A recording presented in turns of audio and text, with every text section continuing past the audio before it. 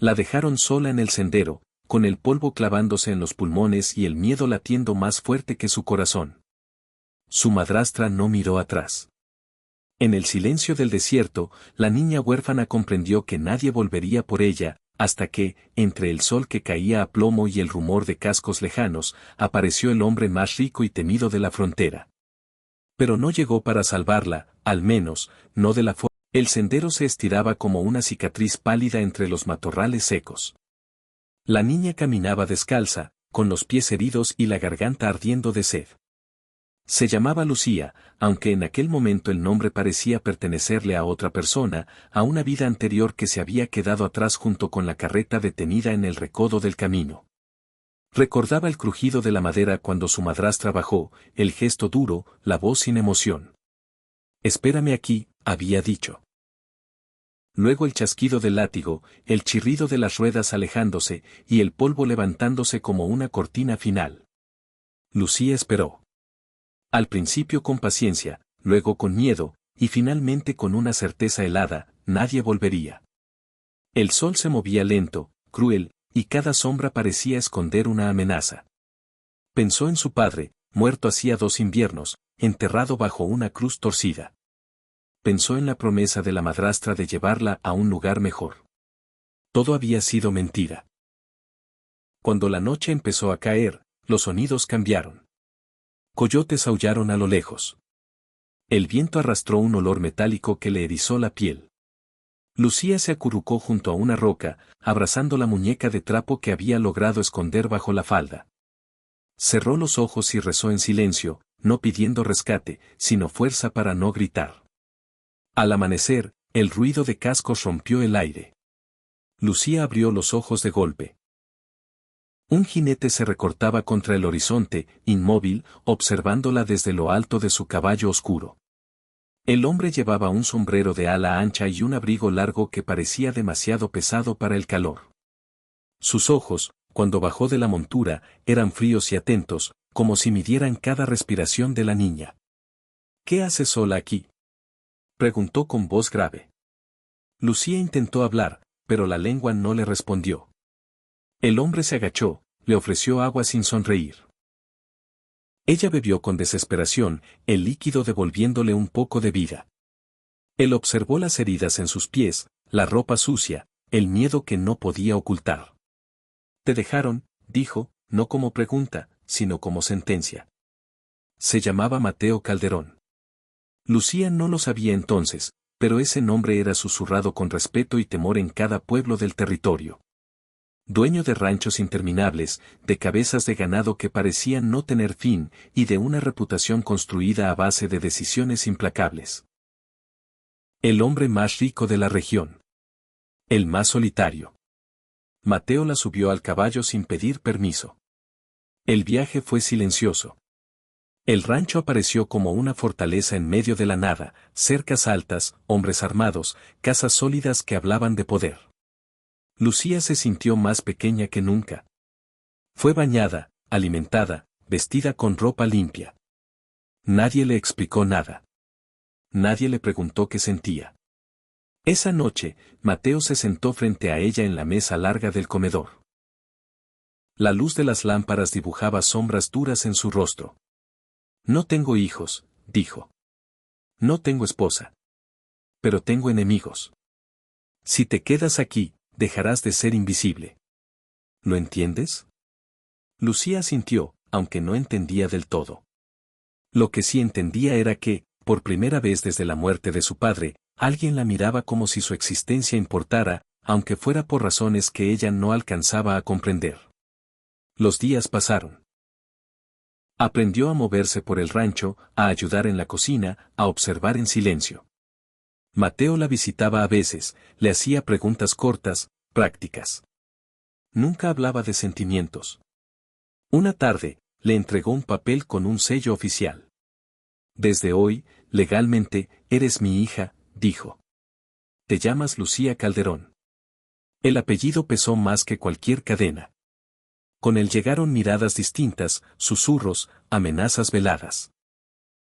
Lucía comenzó a notar hombres extraños en los límites del rancho, discusiones en voz baja, armas cargadas con más frecuencia. Una noche escuchó su nombre en una conversación interrumpida bruscamente cuando entró al cuarto. Mateo la encontró después, despierta, temblando. Hay cosas que aún no puedo decirte, admitió. Pero debes saber esto, quien te abandonó no lo hizo por crueldad solamente. Hay dinero de por medio. Y sangre. Lucía sintió que el suelo desaparecía bajo sus pies. El sendero, el abandono, la adopción, nada había sido casual. Afuera, un disparo resonó en la oscuridad, seguido de gritos. Mateo se levantó de golpe, tomó su arma y se detuvo en la puerta. Pase lo que pase, dijo sin mirarla, no salgas de aquí. La dejó sola, con el eco del disparo aún vibrando en el aire y una certeza aterradora creciendo en su pecho. Su rescate había sido el inicio de algo mucho más peligroso. La noche se cerró como un puño alrededor del rancho. Lucía permaneció inmóvil en la habitación, sentada en la cama, con las manos apretadas sobre la colcha. Cada sonido se amplificaba, pasos corriendo, voces cortadas, el metal chocando contra el metal. El disparo no se repitió, pero el silencio que siguió fue aún peor. Desde la ventana vio luces moverse como luciérnagas nerviosas. Hombres del rancho corrían hacia la cerca norte. Alguien gritó órdenes.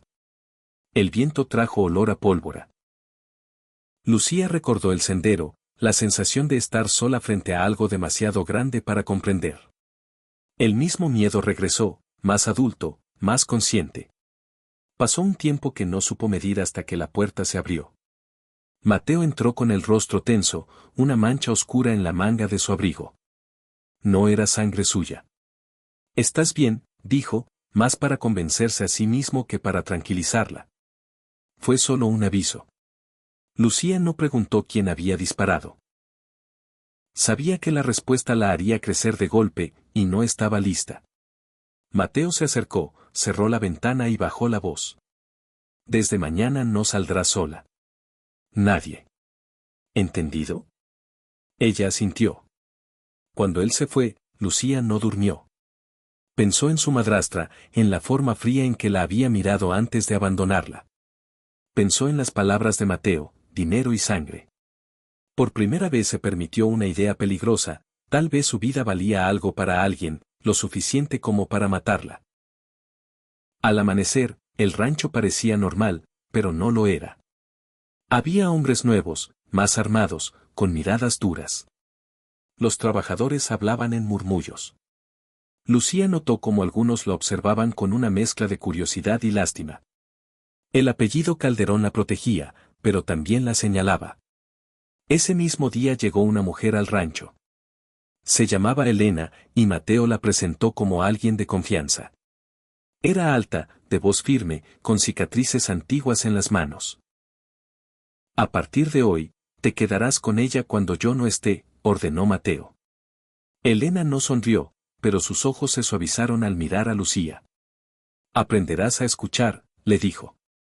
«Aquí, eso puede salvarte la vida».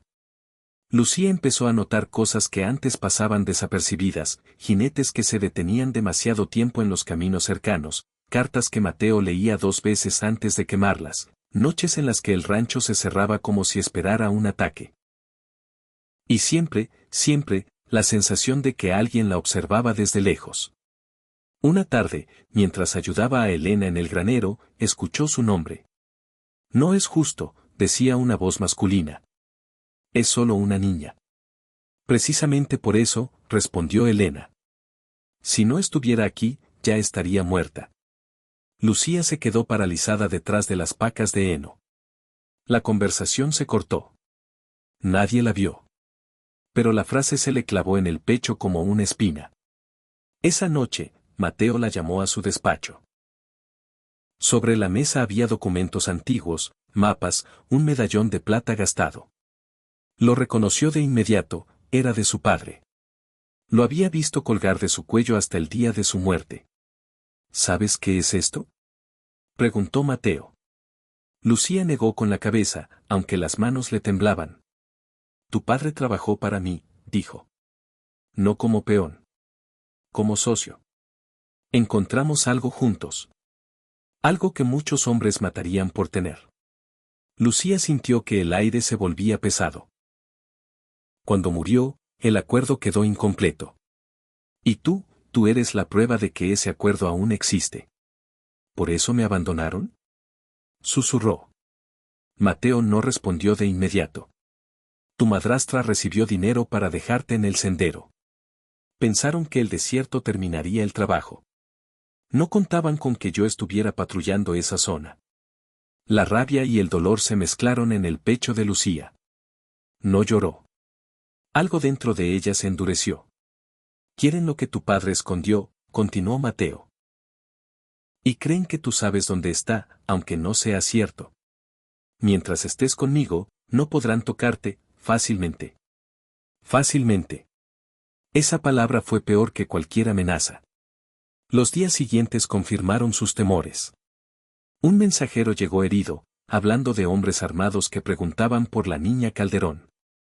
Mateo reforzó la seguridad. Elena empezó a enseñarle a Lucía cosas extrañas para una niña de su edad, rutas secretas, señales, como esconderse sin dejar rastro. Una noche, Lucía despertó con una sensación conocida, no estaba sola. Se levantó despacio. La puerta estaba entreabierta. Afuera, el rancho dormía, demasiado silencioso. Un crujido. Una sombra moviéndose contra la pared. Lucía retrocedió, el corazón golpeándole las... El rancho no volvió a dormir tranquilo. Desde el intento de intrusión, cada amanecer parecía prestado, como si alguien pudiera reclamarlo en cualquier momento. Lucía lo sentía en la piel, el aire estaba cargado de una espera peligrosa. Mateo cumplió su promesa. Ya no ocultaría la verdad, pero tampoco la entregaría de golpe. Lo haría a su manera, con piezas sueltas que encajaran solo cuando fuera inevitable. La llevó al despacho al caer la tarde. Cerró la puerta con llave.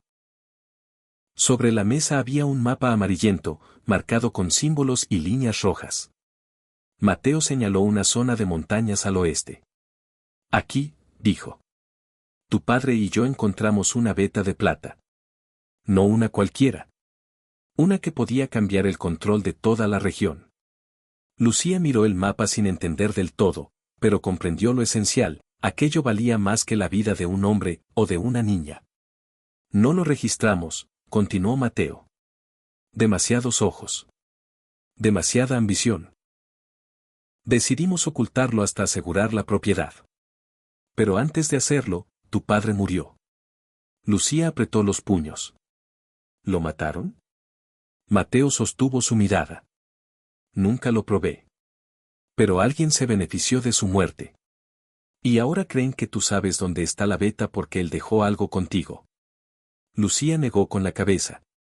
Yo no sé nada. Lo sé, respondió Mateo. Pero ellos no.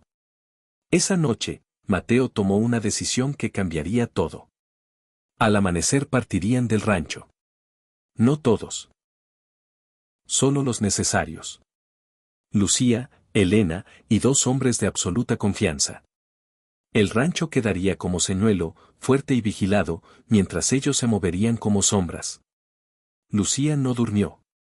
Preparó una pequeña bolsa con lo poco que sentía suyo, la muñeca de trapo, el medallón de su padre, una muda de ropa. Cuando el primer rayo de sol apareció, ya estaban montados. El viaje fue duro. Cruzaron zonas donde el silencio era tan espeso que parecía observarlos. Elena iba siempre cerca de Lucía, atenta a cada movimiento. Mateo lideraba, tenso, sin mirar atrás. En varias ocasiones cambiaron de rumbo sin explicación. En una de ellas, Lucía vio huellas frescas de caballos. No eran las suyas. «Nos siguen», susurró Elena. Mateo no respondió, pero apuró el paso. Al tercer día llegaron a una cabaña abandonada, escondida entre rocas. Allí, Mateo sacó una caja enterrada bajo el suelo. Dentro había papeles, herramientas y una pequeña bolsa de cuero. Esto es lo único que queda del acuerdo, dijo. Y ahora tú tienes que verlo. Abrió la bolsa y volcó su contenido en la mesa, piedras opacas, sin brillo aparente. Plata sin refinar, explicó. De esa veta. Lucía las tocó con cuidado. No parecían valer tantas muertes. ¿Por qué yo? Preguntó. ¿Por qué no esconderlo usted?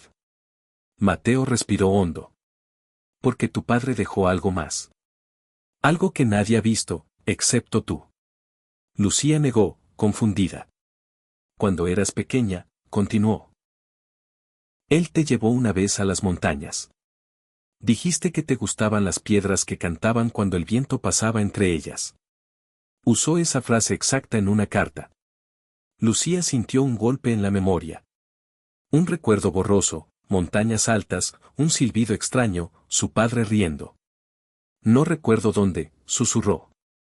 Pero lo harás, afirmó Mateo. Y cuando lo hagas, todos vendrán por ti.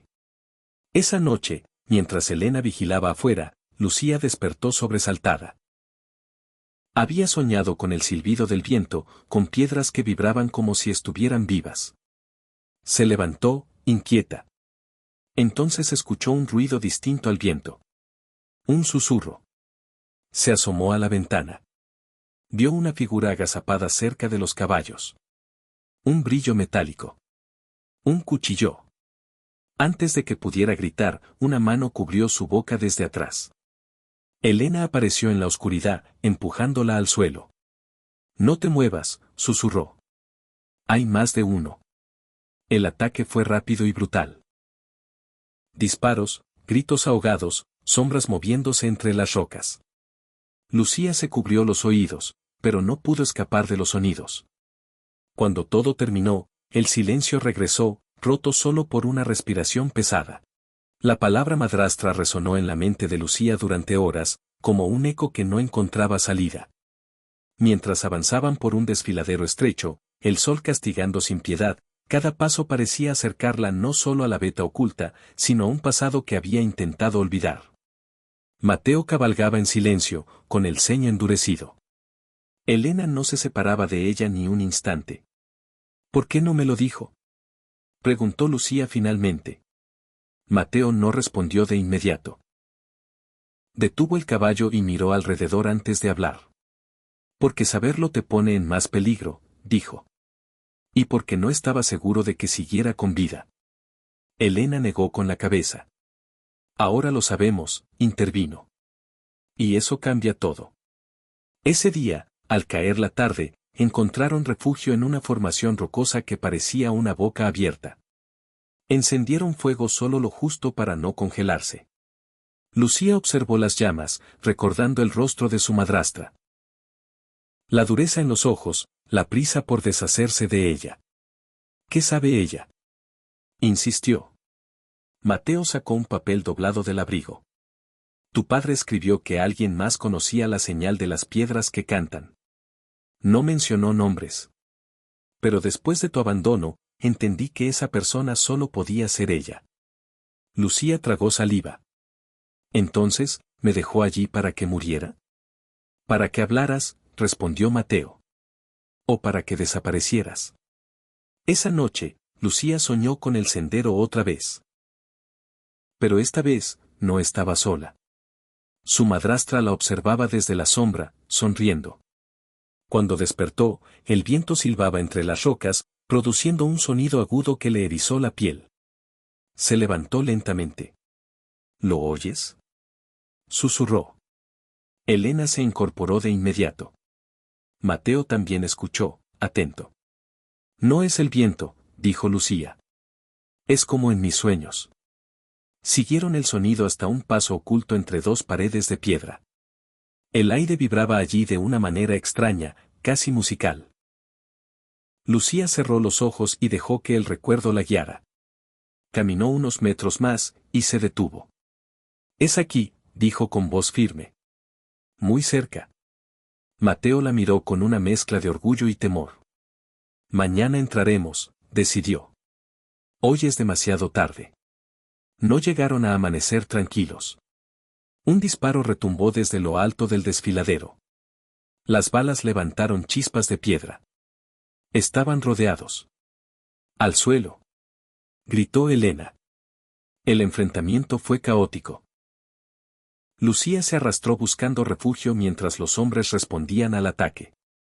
En medio del humo y el ruido, una figura se destacó entre los atacantes. Una mujer, con el cabello recogido y un rifle seguro entre las manos. Lucía la reconoció al instante. «Es ella», murmuró. «Mi madrastra». La mujer la vio también. Sus miradas se cruzaron a la distancia. No había culpa en esos ojos, solo cálculo. «Lucía», gritó. «No tienes que morir por ellos». Mateo escuchó el nombre y se giró, furioso.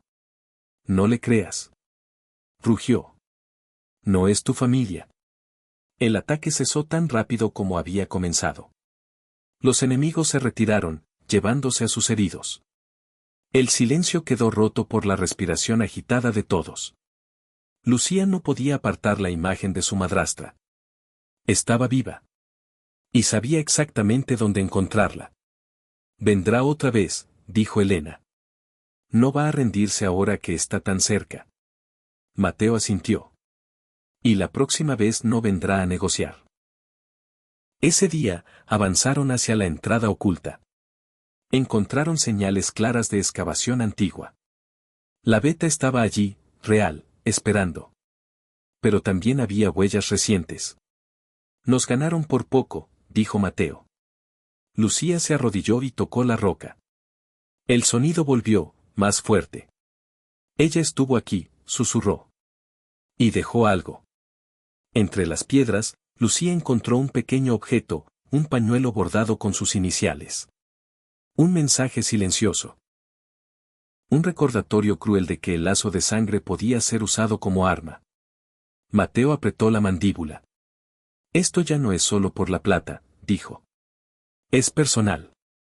Esa noche, mientras planeaban el siguiente movimiento, Lucía escuchó voces afuera. Se asomó con cuidado. Vio una silueta acercándose sola, sin arma visible. «Lucía», dijo la voz. «Sal. Necesitamos hablar». Era su madrastra. Sola. O fingiendo estarlo. Lucía sintió que todo convergía en ese instante. El pasado, el abandono, la riqueza escondida, la sangre derramada. Dio un paso hacia la oscuridad, sin saber si estaba caminando hacia la verdad o hacia una trampa final.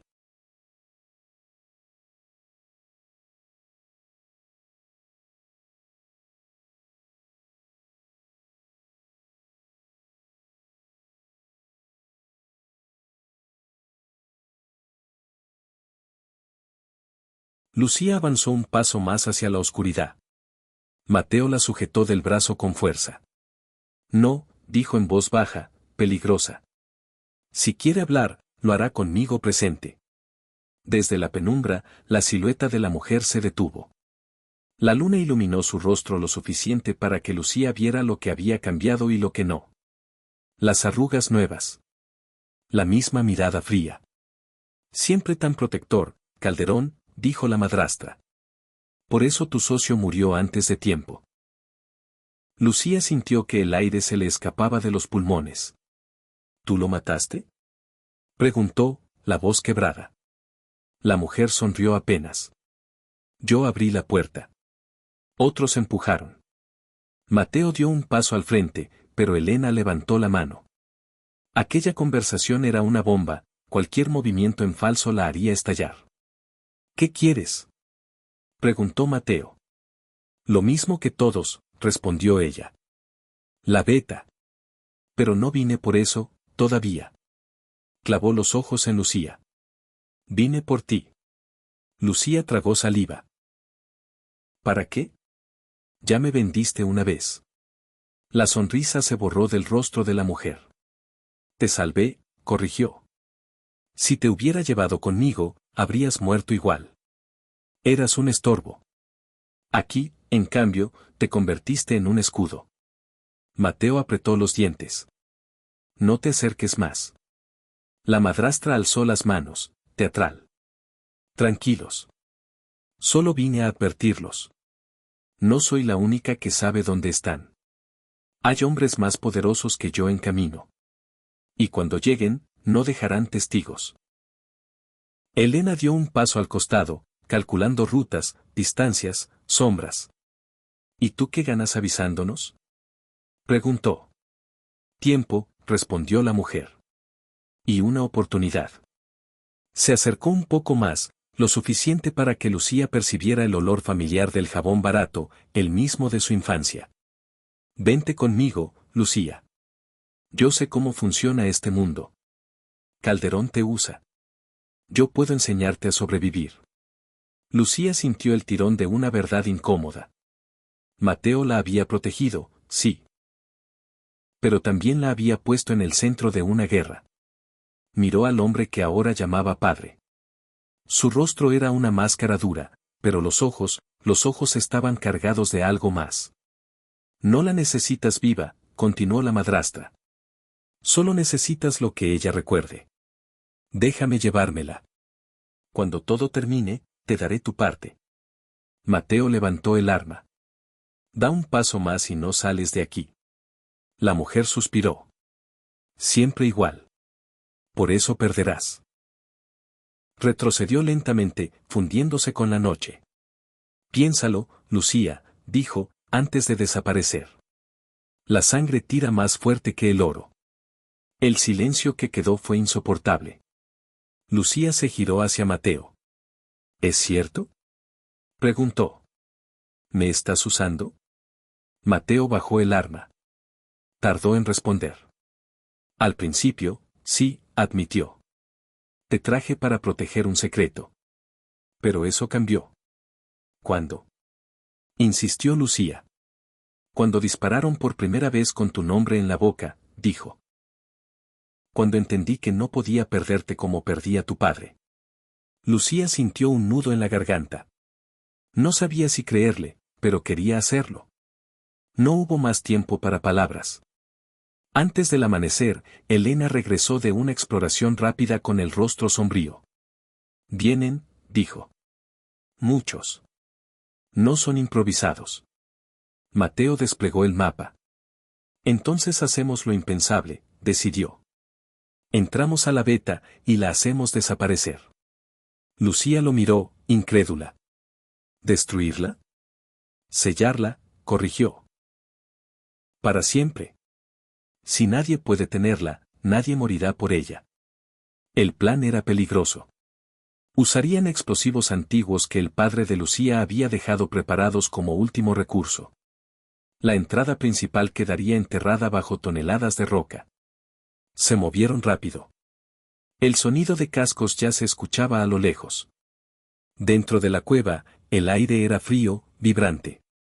Las piedras que cantan emitían un zumbido bajo, constante, como un corazón oculto. Mientras Mateo y Elena preparaban las cargas, Lucía avanzó un poco más.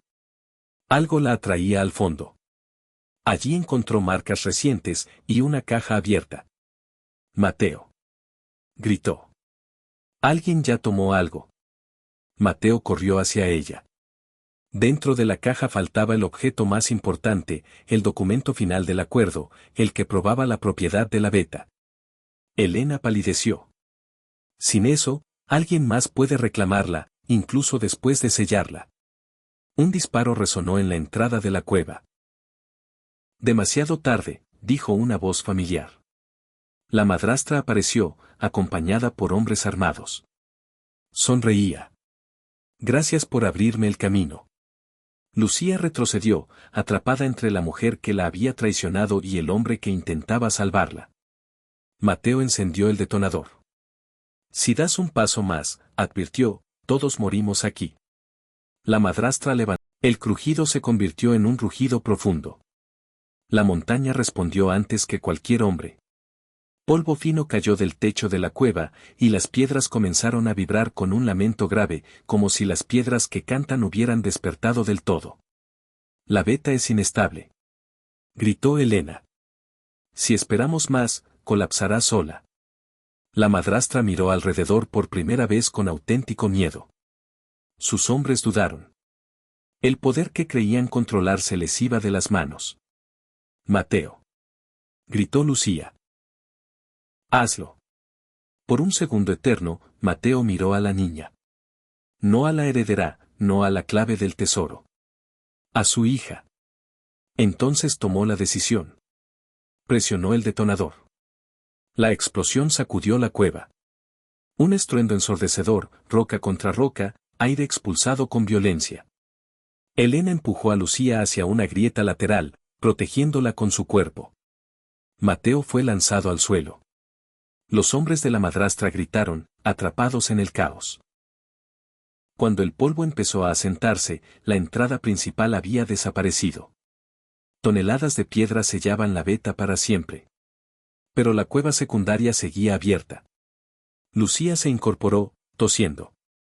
Buscó con la mirada. Vio a Mateo herido, pero vivo. Y entonces la vio a ella. La madrastra, atrapada bajo una viga de roca, con el documento aún en la mano. Sus ojos ya no eran fríos. Eran desesperados. Lucía, ayúdame, susurró. Soy lo único que te queda de tu sangre. Lucía se acercó despacio.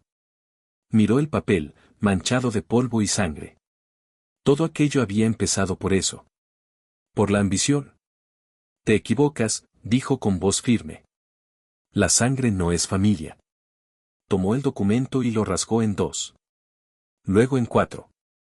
Lo dejó caer sobre la roca. La madrastra soltó un grito ahogado, no de dolor físico, sino de derrota. Minutos después, el peso de la montaña terminó de decidir su destino. Elena tomó a Lucía de la mano. Vámonos. Antes de que esto termine de caer. Salieron por el paso secundario justo cuando un nuevo derrumbe sellaba también esa salida. La veta, el secreto, la maldición, todo quedó enterrado para siempre. Semanas después, el rancho Calderón seguía en pie. Los rumores corrieron por toda la región, la veta existió, sí, pero nadie pudo probarlo jamás. Los hombres poderosos se retiraron. Sin pruebas, sin mapas, sin testigos. Mateo sanó lentamente. Ya no patrullaba con la misma dureza. Algo en él había cambiado. El miedo a perder a Lucía